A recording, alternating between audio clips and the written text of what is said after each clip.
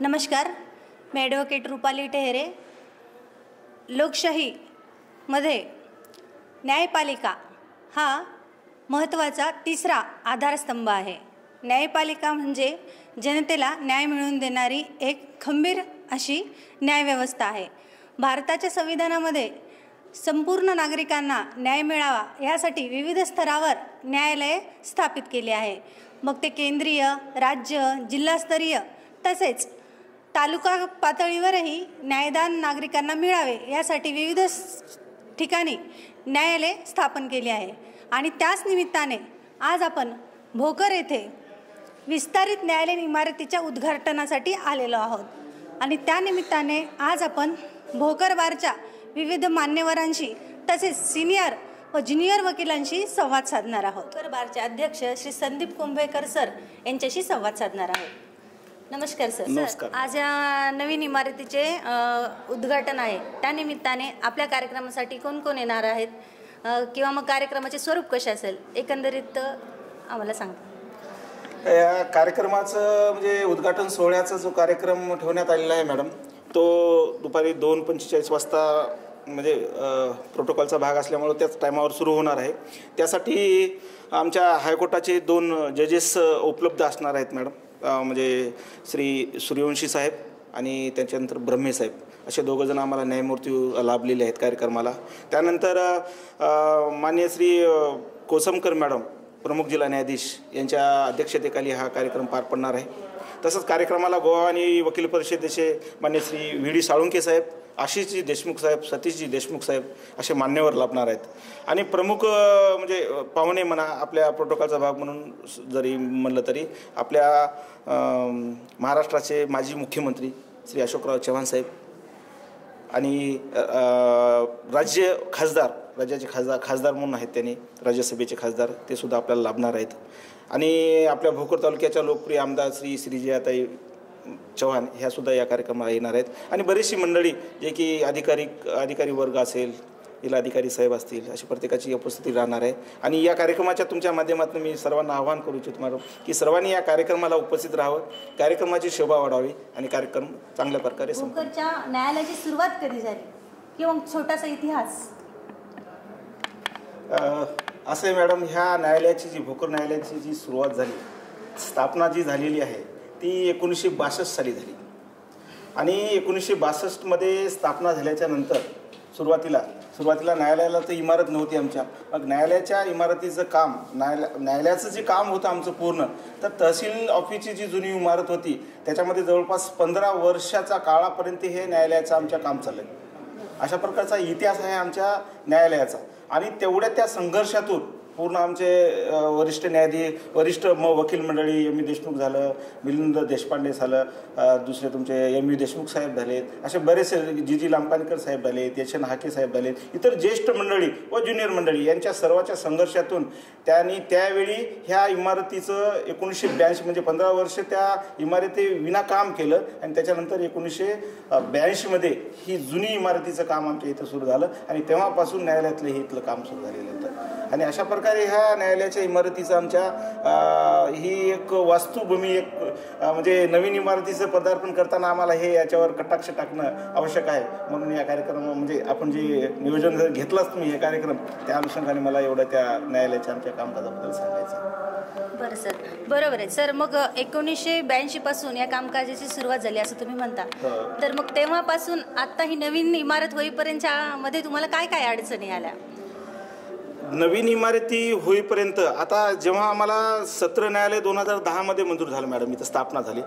आणि नवीन इमारत ही तर सत्र न्यायालयाला नव्हती, म्हणजे जिल्हा तालुका न्यायालयासाठी जी इमारत आम्हाला होती काम करण्यासाठी, तीच इमारतीमध्ये आम्ही सत्र न्यायालयाचं काम सुद्धा सुरू केलं. म्हणजे आज जवळपास आम्हाला म्हणजे 2010 ते आज 2025 म्हणजे आणखी 15 वर्षांना आम्हाला या न्यायालयाची नवीन म्हणजे सत्र न्यायालयाची इमारत भेटत आहे. आणि या तालुकास्तरीय न्यायालयाच्या इमारतीत काम करत असताना आम्हाला प्रत्येक वकिलांना त्रास झाला, जो की मला ऑनलाईनचे आता नवीन आपण पाहतो SOP आले आहेत हायकोर्टाच्या, त्या SOPप्रमाणे काम करताना किंवा त्या SOPमध्ये अधीन राहून काम करताना इंटरनेटच्या सुविधा भरपूर नव्हत्या, इंटरनेटची सुविधा नसल्यामुळे पक्षकारांना त्रास, वकिलांना त्रास, अशा प्रकारच्या आम्हाला बऱ्याच अडचणीला सामोरं जावं लागलं. परंतु आज ही इमारत उभी झाली, ती सुसज्ज झालेली आहे, थाटात दिमागात उभी झालेली आहे आणि त्याच्यामुळं आम्हाला आता इथून तरी त्या कमतरतेची गरज भासणार नाही असं वाटते मॅडम. नक्कीच सर, नवीन इमारतीमुळे खूप साऱ्या सुविधा सर्वांनाच उपलब्ध होतील, पक्षकार तसेच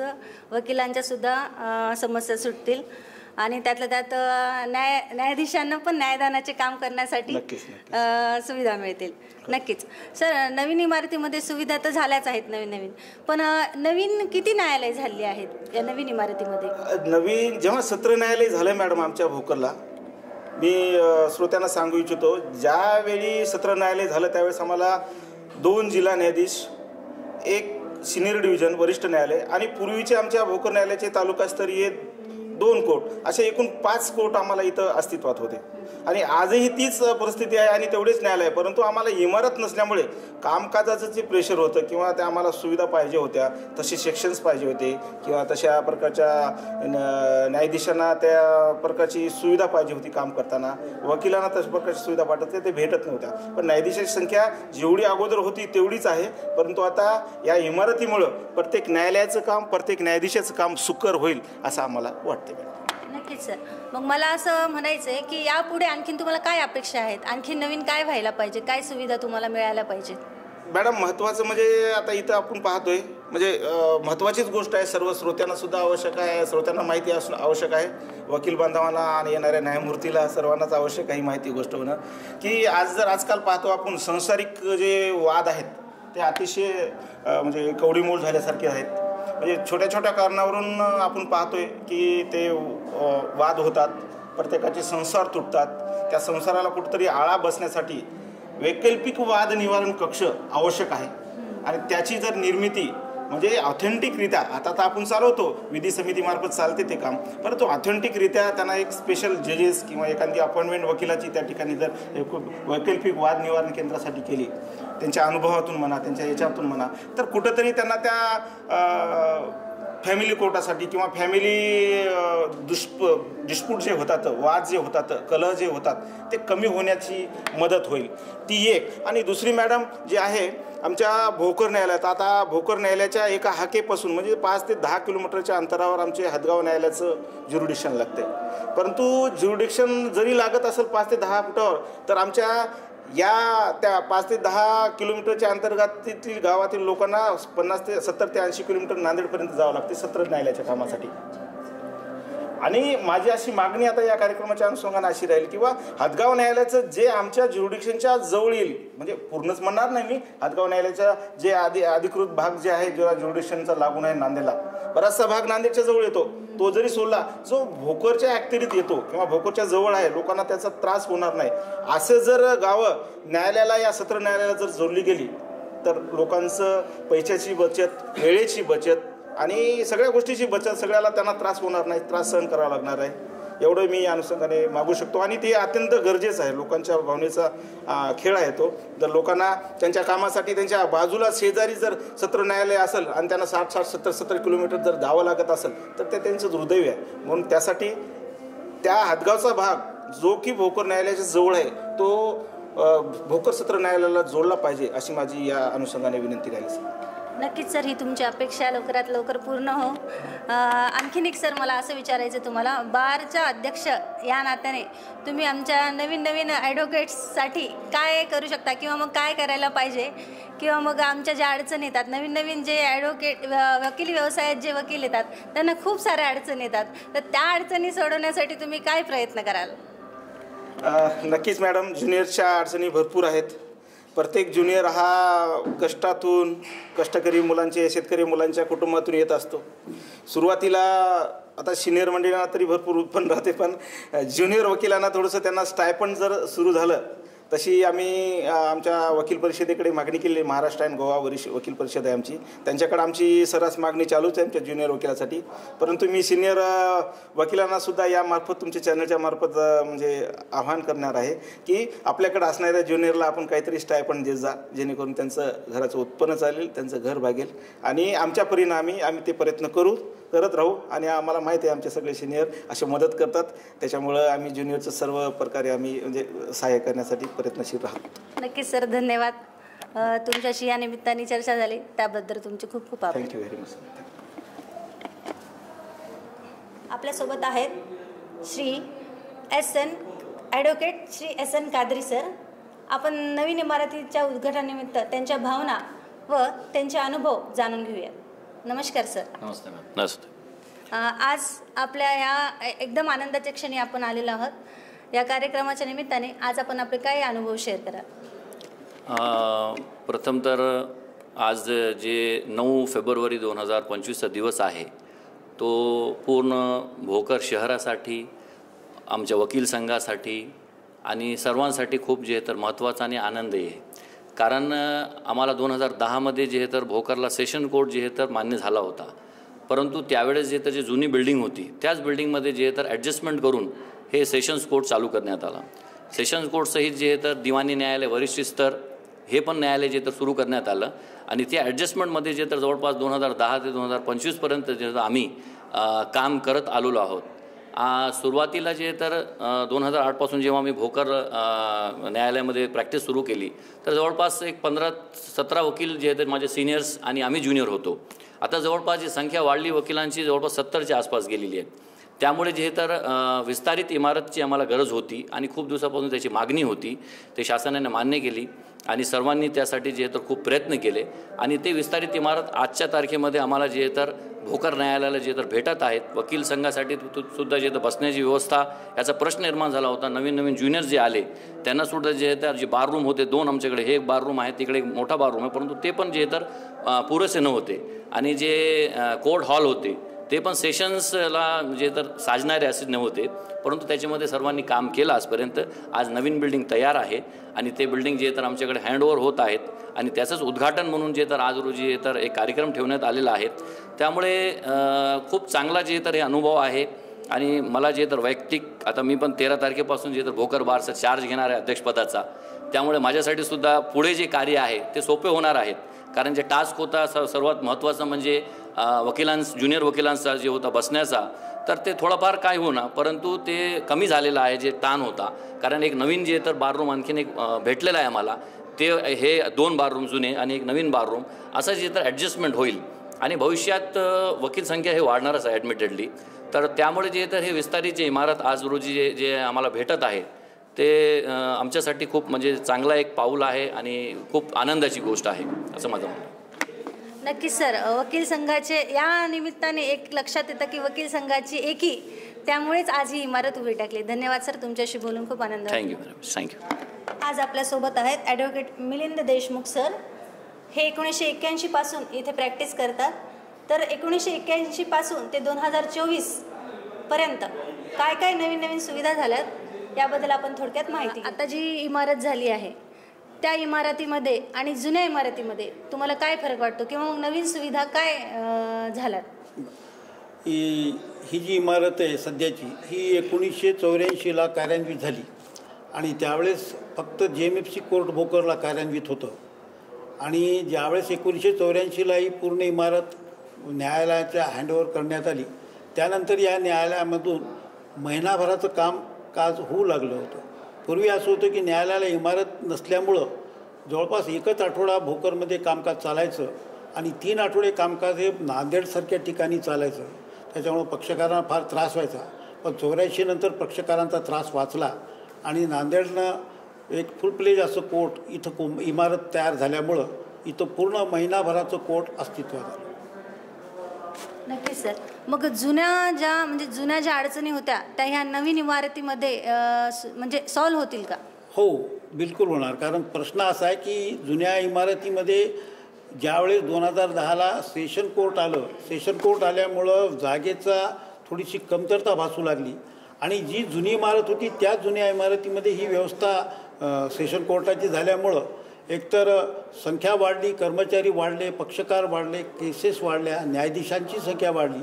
त्यामुळे जो लोकांना येण्या जाण्यामध्ये आणि जागा जी कमी पडू लागली होती, त्या कमी जागेच्या परिस्थिती पाहून उच्च न्यायालयाने, माननीय उच्च न्यायालयाने जो परवानगी देऊन नवीन बिल्डिंगचं कामकाज इथं उभारणी केली, ती अतिशय सुसज्ज आहे आणि अतिशय भव्य आहे.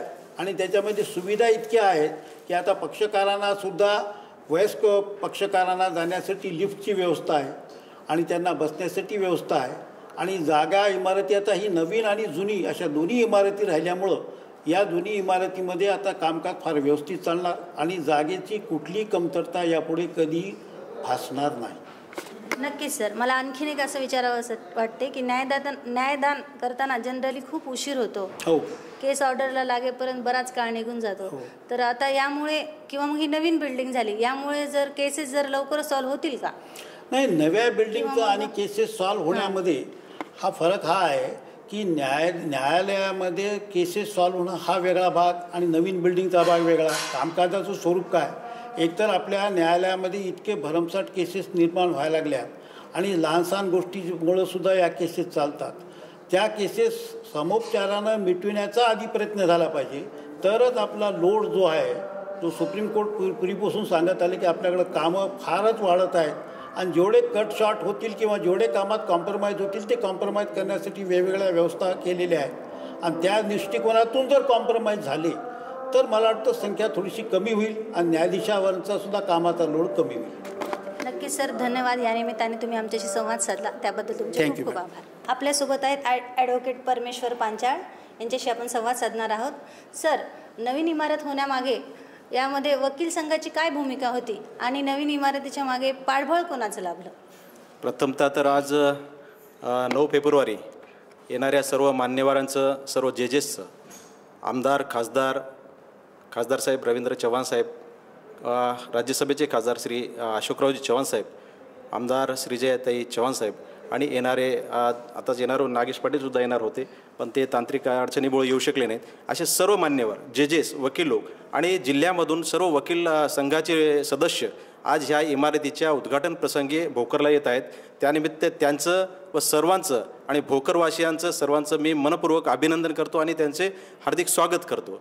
आज आपण विचारलात नवीन इमारतीसंदर्भात.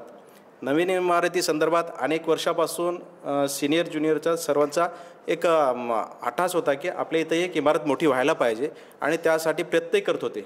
त्या प्रयत्नाला यश म्हणजे अनेक वर्षापासून मागणी करत असताना ही इमारत व्हावी म्हणून श्रीमान अशोकरावजी चव्हाण साहेब यांना मागणी केली होती. त्या माध्यमातूनही त्यांनी खूप प्रयत्न करून आम्हाला एवढी मोठी बिल्डिंग इथं उभी राहिली आणि त्यांच्या याच्यातून एवढी मोठी सुसज्ज इमारत उभी राहिली.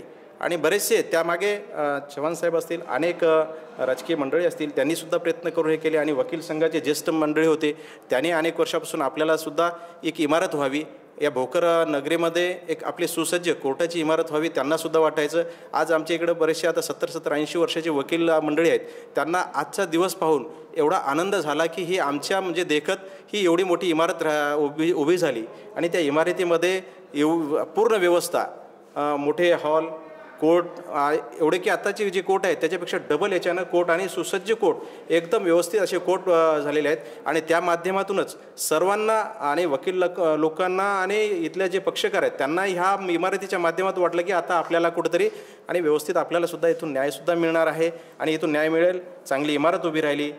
ते इमारतीमध्ये आम्हाला सर्वांना आनंदच होणार आहे काम करण्याचा, कारण इथंही आनंदच होता, इथंही कामच करत होतो. पण आणखी थोडंसं मोठं प्रशस्त जे काय त्यांना वाटत होता, काही आता आमच्या मंडळीने म्हणजे आमचे अध्यक्ष सांगितले, आमचे ते दुसरे होणारे सुद्धा अध्यक्ष सांगितले की जे काय बसण्याचं वगैरे हे होता, आज आम्हाला एक मोठे हॉल झाले तिथं, त्यामुळे आम्हाला आता काही म्हणजे अडचण निर्माण होणार नाही. नक्कीच सर, प्रयत्नांती परमेश्वर म्हणतात ना, तशी गोष्ट झाली आहे. त्या निमित्ताने आज ही बिल्डिंग आज उभी राहिली आहे. धन्यवाद सर, तुम्हाला खूप खूप शुभेच्छा. Thank you madam. आपल्या माध्यमातून सर्वांना शुभेच्छा देतो. आपण इंटरव्ह्यू घेतला त्याबद्दल आपले आभार आणि आपणाला सुद्धा दोघांना सर्वांना शुभेच्छा. आपल्यासोबत आहेत ॲडव्होकेट शेख मुजाहिदुद्दीन सर, यांच्याशी आपण आज संवाद साधणार आहोत. सर, नमस्कार सर. नमस्कार. जुनी इमारत आणि नवीन इमारत यामध्ये काय जे काही तांत्रिक अडचणी येत होत्या तर याबद्दल आम्हाला थोडीशी माहिती सांगा, किंवा मग जुन्या इमारतीमध्ये काय तांत्रिक अडचणी येत होत्या आणि नवीन इमारतीमध्ये या कशा म्हणजे कशा सॉल्व्ह झाल्या याबद्दल थोडीशी माहिती. नक्कीच मॅडम, धन्यवाद. आपण इथे येऊन आमच्या आज नवीन विस्तारित इमारतीच्या उद्घाटन प्रसंगी आलं त्याबद्दल आम्ही तुमचा आभार मानतो आणि सर्वांना या नवीन इमारतीच्या उद्घाटन प्रसंगी शुभेच्छा देतो सर्वात अगोदर.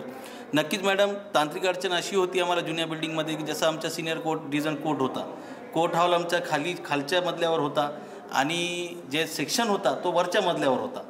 आणि आम्ही काय करायचो मॅडम की वरती फाईल दाखल करायचे आणि मग ते कलरले फुटअप केलं की नाही खाली येऊन विचारावं लागत होते आम्हाला. तर कधी कधी काय होत होतं मॅडम की आम्ही खाली आले तर ते आलं की नाही तिकडे बघायला आम्हाला 2-2 वेळेस बरी पायऱ्या चढून जावं लागत होते. तर अशा अडचणी बरेच येत होत्या. आणि तसेच त्या सेक्शनचं कसं होतं, सेक्शन म्हणल्यानंतर सेक्शनमध्ये फाईल जमा करावं लागते, कॉपिंग सेक्शन असतो पूर्ण. कॉपिंगसाठी वरती कॉपिंग घ्यायला जावं लागत होतं आणि त्या कॉपिंगचे पैसे जे चार्जेस आहे ते भरायला आम्हाला खाली यावं लागत होत्या. तर आता नवीन इमारतीमध्ये हे अडचण दूर झालेत. जे सिनियर डिव्हिजनचा कोर्ट आता झालेला आहे ते एका फ्लोअरवरच आहे आणि सर्व सेक्शन म्हणजे फाईल एकदा त्या सेक्शनमध्ये आल्या फ्लोअरवर तर फाईल दाखल करणे तुमचे काय आहे, तर मग कोर्ट हॉल सगळं आणि आमच्या जे आता वकील संघ इथं आहे जुन्या बिल्डिंगमध्ये आणि सेशन कोर्ट इथून कमीत कमी मॅडम एक 300-400 फुटावर आहे. पुकार तिथं झाला आणि एखादा वकील या बाररूममध्ये बसलेला असेल तर त्याला आवाज यायचे नाही कधी कधी. तर अशी अडचण आता आमचे बरेचसे दूर होणार आहेत. नवीन बिल्डिंगमध्ये कसं पूर्ण सेक्शन आणि त्याच कोर्टाचे समजा सिनियर डिव्हिजन असू द्या, सेशन कोर्ट असू द्या, ज्युनियर डिव्हिजन असू द्या, त्या कोर्टाचे जेवढे सेक्शन आहेत क्रिमिनल सिव्हिल सेक्शन आणि ज्या संबंधित क्लर्क आहेत त्या क्लर्कांचे सेक्शन आहेत त्या एकाच फ्लोअरवर झाल्यामुळे आता आमचा त्रास नक्कीच कमी होणार आहे आणि कामही लवकर होणार आहे. म्हणून नवीन बिल्डिंगला नक्कीच फायदा होईल. नक्कीच सर, तुम्ही खूप छान माहिती दिली आणि तुम्हाला खूप खूप शुभेच्छा. धन्यवाद. आणि त्याबाबतच मॅडम आता दुसरं एक महत्त्वाची गोष्ट, आता फायलिंग आमच्या कोर्टात झालेलं आहे. सर्वकडे जे आहे तो ऑनलाईनचं हे झालेलं आहे, तर कोर्टातही ऑनलाईनचं झालेलं आहे. तर ऑनलाईनचं एवढा आमचा त्रास होता अगोदर की सर्व्हर रूम आमचा जे होता खाली होता, एकच सर्व्हर रूम होता आणि तो आम्ही दाखल केल्यानंतर ते डाटा कन्झ्युम झाला की नाही झाला, कधी कधी वेबसाईटचा प्रॉब्लेम असतो, साईटचा प्रॉब्लेम असतो, तर आम्हाला ते खाली येऊन पाहावं लागत होते आणि मग जाऊन सांगत होते की आला नाही. आता कसं झाले तिथलं फ्लोअरला सर्व्हर रूम आला, त्यामुळे कसं आहे आमची नक्कीच अडचण दूर होणार आहे. नक्कीच सर, यामुळे सर्व वकिलांच्या अडचणी दूर झाल्या. धन्यवाद. खूप खूप शुभेच्छा सर. हो, धन्यवाद मॅडम. तुमचा वेळ दिला त्याबद्दल खूप खूप बरं, धन्यवाद. आणि त्यासोबतच मी आमचे नेते मंडळीचा सुद्धा आभार मानतो की त्यांनी जे आहे तर आमच्या विनंतीला मान देऊन आम्हाला जे आहे तर फंड देऊन माननीय चव्हाण साहेबांनी आणि इतर राजकीय मंडळींनी सुद्धा आम्हाला जे आहे तर सहकार्य केले आणि चव्हाण साहेबांनी फंड देऊन त्यामुळे ही बिल्डिंग आज तयार झाली. त्यांचे आभार मानतो. धन्यवाद. आपल्यासोबत आहेत ॲडव्होकेट शिवाजी कदम नागापूरकर सर, यांच्याशी आपण संवाद साधणार आहोत. सर, वकील संघाच्या यापूर्वी इमारतीबद्दल काय काय मागण्या होत्या आणि ही नवीन इमारत जी झाली त्यामुळे त्या सुटतील का? जेव्हा आधी हे भोकरमध्ये तालुका न्यायालय होतं, प्रथम वर्ग न्यायदंडाधिकाऱ्यांचं कोर्ट होतं.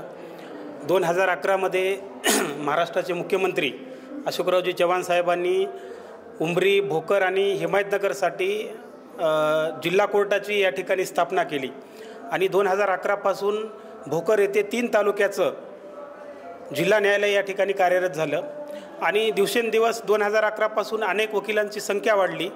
त्यामुळे ही जुनी बिल्डिंग जी आहे ते अपुरी पडत गेली. न्यायालयाचा हॉल असेल, अभियोक्ता संघाचा सभागृह असेल किंवा वेगवेगळे प्रकारचे जे सेक्शन आहेत ते संख्या जास्त वाढल्यामुळं आणि न्यायालयामध्ये येणाऱ्या प्रकरणाच्या फायलीसुद्धा जास्त वाढल्यामुळं ही जागा जी आहे ते अपुरी पडत गेली. आणि जेव्हा 2021मध्ये महाविकास आघाडीचं सरकार होतं आणि आपले अशोकरावजी चव्हाण साहेब महाराष्ट्राचे सार्वजनिक बांधकाम मंत्री आणि नांदेड जिल्ह्याचे पालकमंत्री होते, तेव्हा त्यांनी या विस्तारित बिल्डिंगसाठी 14 कोटी रुपये 14.5 कोटी रुपये या ठिकाणी मंजूर केले आणि भव्य दिव्य अशा प्रकारची नवीन विस्तारित बिल्डिंग जिल्हा व सत्र न्यायालयाची या ठिकाणी आज रोजी पूर्ण कंप्लीट झाली आणि त्याचा उद्घाटन सोहळा या ठिकाणी आज रोजी संपन्न होत आहे. नवीन विस्तारित बिल्डिंगमध्ये अतिशय जे काही सुरुवातीला वकिलांच्या वेगवेगळ्या समस्या होत्या, जे काही हॉल किंवा जागा अपुरी पडत होती, ती पूर्ण समस्या जे आहेत या नवीन विस्तारित बिल्डिंगमुळं या ठिकाणी पूर्णतः न्यायालयाच्या पूर्ण जागेचे, अभियोक्ता संघाचे, वकिलांचे आणि जजेसचे सर्व सुसज्ज असे सर्व हॉल, क्वार्टर्स, ज्युएनाईल कोर्टाचं हॉल आणि वेगवेगळ्या प्रकारचे शिक्षण, साक्षीदारांसाठी विशेष अशा प्रकारची साक्षीदारांचा कक्ष, सरकारी अभियोक्त्यांचा कक्ष आणि वेगवेगळ्या प्रकारचा पक्षकारांचा वेटिंग हॉल, अशा प्रकारची सुसज्ज अशी बिल्डिंग, विस्तारित बिल्डिंग या ठिकाणी तयार झाली. त्याच्यामुळे निश्चितच हे सर्व समस्या या विस्तारित बिल्डिंगमुळे या ठिकाणी सुटलेल्या आहेत. म्हणून आमच्या अभियोक्ता संघातर्फे, वकील संघातर्फे महाराष्ट्राचे माजी मुख्यमंत्री अशोकरावजी चव्हाण साहेब, या भागाच्या आमदार सुजयाताई चव्हाण साहेब आणि तत्कालीन सरकारनं जे काही आम्हाला निधी दिला त्या सर्वांचं या ठिकाणी मी सर्वांना या ठिकाणी सर्वांचा आभार व्यक्त करतो आणि नवीन बिल्डिंगच्या सर्वांना या ठिकाणी शुभेच्छा देतो आणि माझं छोटंसं या ठिकाणी संभाषण संपवतो. धन्यवाद सर, तुम्ही आमच्याशी संवाद साधला त्याबद्दल तुमचे खूप खूप आभार आणि संपूर्ण भोकर अभिवक्ता संघाचे पण खूप खूप अभिनंदन. मनोरंजनाचं प्रबोधन, करमणुकीचं उद्बोधन, बातमी अचूक, माहिती बिनचूक. पाहत रहा राजमुद्रा न्यूज लाईव्ह.